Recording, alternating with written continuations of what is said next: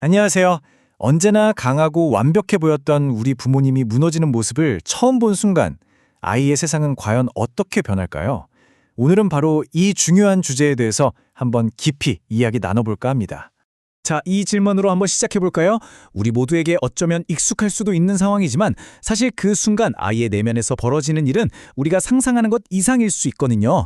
아이의 관점에서 그 충격의 순간으로 함께 들어가 보겠습니다. 자, 첫 번째 파트입니다. 아이의 세상이 처음으로 흔들리는 바로 그 순간. 영웅 같던 부모가 눈물을 흘릴 때 아이의 우주에는 대체 어떤 균열이 생기는 걸까요? 사실 아이에게 부모라는 존재는요, 그냥 보호자, 그 이상이에요. 세상을 이해하는 기준이자 모든 것의 중심이죠. 아이의 세계는 바로 부모라는 단단한 토대 위에 세워져 있는 겁니다. 네, 아이들은 부모를 이렇게 생각해요. 절대 무너지지 않을 것 같은, 거의 초인적인 존재로 보는 거죠. 바로 이 단단한 믿음이 아이에게 세상은 안전한 곳이라는 느낌을 주는 거고요. 그런데 말이죠. 만약에 그 단단했던 바위가 부서지기 시작하면 그때는 무슨 일이 벌어질까요? 여기서부터 아이가 믿어왔던 모든 것이 바뀌기 시작합니다. 이때 아이가 느끼는 건요, 그냥 단순한 슬픔, 이런 게 아니에요. 먼저 부모라는 세상이 흔들리니까 세상 자체가 위험하다고 느끼는 실존적인 공포에 빠지게 됩니다. 그리고 두 번째로는 안전하다는 그 믿음 자체가 그냥 산산조각이 나버리는 거죠. 이제 누가 날 지켜주지? 하는 그런 깊은 불안감에 휩싸이게 되고요. 근데 여기서 가장 마음 아픈 건 뭐냐면요. 이 모든 복잡한 감정들을 아이가 표현을 못한다는 거예요. 그냥 혼자 끙끙 앓으면서 내면의 혼란을 고스란히 쌓아가는 거죠. 자, 그럼 이제 이런 충격이 아이에게 어떤 장기적인 영향을 미치는지 한번 살펴볼게요. 여기서 아주 중요한 개념이 등장하는데 바로 애어른입니다. 아이는요, 부모의 고통을 덜어주고 싶다는 그 순수한 마음에서 시작해요.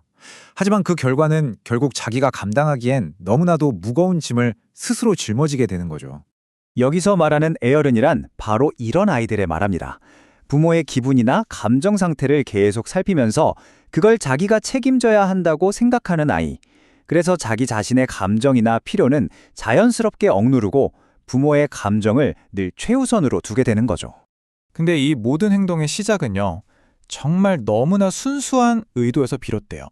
내가 착하게 행동해야, 내가 잘해야 엄마 아빠가 슬퍼하지 않으실 거야. 바로 이 생각이죠.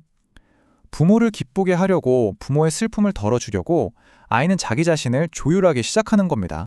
이렇게 애어른이 된 아이는요, 말 그대로 두 개의 얼굴을 갖게 돼요. 겉으로 보기엔 어때요? 굉장히 성숙하고 책임감도 강해서 주변 어른들한테 아이고 참 어른스럽다 이런 칭찬을 많이 받죠. 하지만 그 가면 뒤 아이의 진짜 내면은 완전히 딴판입니다.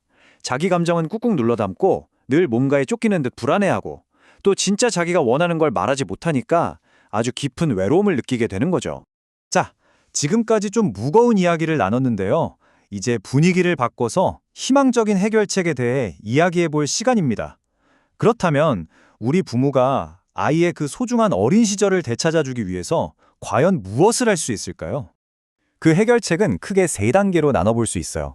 첫 번째, 아이의 감정을 있는 그대로 존중해 주는 겁니다. 아이가 느끼는 두려움이나 혼란을 그건 별거 아니야 라고 판단하지 말고 그냥 인정해 주는 거죠. 두 번째는 역할을 명확히 해주는 거예요. 너를 지키는 건 엄마, 아빠의 일이야 라고 분명히 선을 그어주는 거죠. 그리고 마지막으로 아이가 마음껏 놀고 실패도 해보고 그냥 아이답게 지낼 수 있는 안전한 공간을 만들어주는 것. 이게 정말 중요합니다. 이 중에서도 아이에게 정말 꼭 전달해야 할 가장 중요한 메시지가 바로 이겁니다.